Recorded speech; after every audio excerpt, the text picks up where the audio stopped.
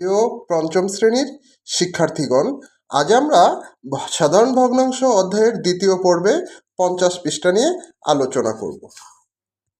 এ পর্যায়ে আমরা অপ্রকৃত ভগ্নাংশকে মিশ্র ভগ্নাংশে কিভাবে রূপান্তর করতে পারি চলো জেনে নিই। প্রথমে লবকে হর দ্বারা ভাগ করি।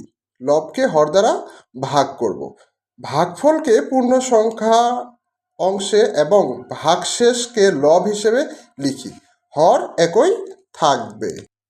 আমরা এখানে একটা অপ্রকৃত ভগ্নাংশ দেখতে পাচ্ছি 9/4। এটাকে আমরা খাতায় তুলে নিলাম 9/4 এবং এটাকে আমরা ভাগ করে নিলাম। কিভাবে ভাগ করব? ভাজক হচ্ছে 4, ভাজ্য 9, সুতরাং 2 বার 4 দুগুণে 8, বিয়োগ করে 1 পাইলাম। এখন আমরা খেয়াল করো, এখানে ভাগফল হচ্ছে 2, ভাগশেষ হচ্ছে 1, সুতরাং আমরা সমান এটা একটা অপ্রকৃত ভগ্নাংশ কিভাবে মিশ্র করব। তাহলে আমাদের বলা আছে লবকে হর দ্বারা ভাগ করি, ভাগ করে ফেলছি, এবং ভাগফলকে পূর্ণ সংখ্যার অংশে প্রকাশ করি, ভাগফলকে পূর্ণ সংখ্যার অংশে প্রকাশ করি, এবং ভাগশেষকে লব হিসেবে লিখি। ভাগশেষ যেহেতু 1, সুতরাং লব 1, আর হর যা আছে তাই থাকবে। সুতরাং এটা ছিল আমাদের একটা অপ্রকৃত ভগ্নাংশ, হয়ে গেল মিশ্র ভগ্নাংশ। আর মাঝখানে আমরা এটা কিভাবে পাইলাম? এই ভাগ করার মাধ্যমে পাইলাম। ঠিক আছে, এভাবে তোমরা খুব সহজেই এই অপ্রকৃত ভগ্নাংশকে মিশ্র ভগ্নাংশে রূপান্তর করতে পারো। তোমরা নিচের দিকে খেয়াল করলে দেখতে পাবে এ ধরনের অসংখ্য 5টি অপ্রকৃত ভগ্নাংশ দেওয়া আছে। আমরা এখান থেকে একটা অপ্রকৃত ভগ্নাংশ নিই, যেমন 4 নিয়ে আমরা একটু আলোচনা করি। 4 নাম্বার অঙ্কটা 35/8। আমরা ভাগটা একটু সাইডে করি। 8 ভাজক 35 ভাজ্য, সুতরাং 8-এর নামতা যদি বলি 4-8 32, 4-8 32, বিয়োগফল ভাগফল এখানে বিয়োগ করলে আমরা পাচ্ছি 3, সুতরাং ভাগশেষ 3, সুতরাং সমান সমান দিয়ে ভাগ ফল যেটা সেটা হচ্ছে পূর্ণ সংখ্যা, আর ভাগশেষ যেটা লব, আর হরই থাকবে। সুতরাং এটা ছিল মিশ্র ভগ্নাংশ, আমরা প্রকাশ করলাম। ছিল অপ্রকৃত ভগ্নাংশ, প্রকাশ করে ফেললাম মিশ্র ভগ্নাংশে। একইভাবে তোমরা 1 এবং 2 করে আমাকে কমেন্ট বক্সে জানিয়ে দিবে রেজাল্ট কত হইল। একটা বিষয় খেয়াল করে দেখছো কি না তোমরা, 5 নাম্বার যে অঙ্কটা, লব এবং হরে উভয় সংখ্যার পিছনে শূন্য আছে। এই 5 নাম্বার অঙ্কটা যদি আমরা করি তাহলে কি হয়?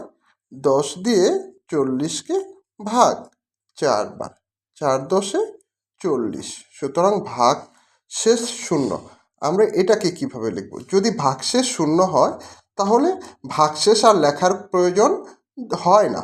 এ কারণে ভাগশেষ যেটা থাকবে সেটাকে আমরা বাদ দিয়ে দিব, আর ভাগফলটাকে পূর্ণ সংখ্যার আকারে প্রকাশ করব। পাশে আর কোনো কিছুই লেখার প্রয়োজন নেই। এভাবে আমরা অঙ্কটা করব। এইটাই উত্তর আমাদের। আমরা আমাদের এই যে রং করি এবং খালি ঘর পূরণ করি। চলো আমরা এখন রং করে ফেলি।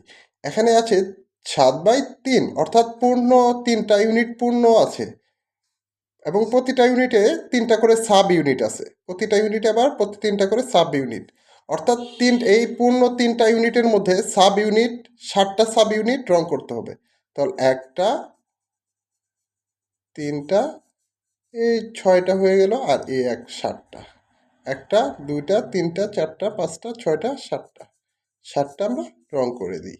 রং করে দেওয়ার পরে এখন এখানে কত হবে এটা আমরা এভাবে বের করতে পারি। এটা আমরা যেভাবে করব যে এখানে 7টার মধ্যে দেখো 1টা 2টা 3টা 4টা 5টা 6টা ইউনিটের মধ্যে 2টা ইউনিট পূর্ণাঙ্গ আছে, সুতরাং আমার পূর্ণ সংখ্যা 2, আর একটা সাব ইউনিট আছে, সুতরাং আমার লব এই হচ্ছে 1, যেহেতু একটা বাড়তি আছে, আর হর 3ই থাকবে।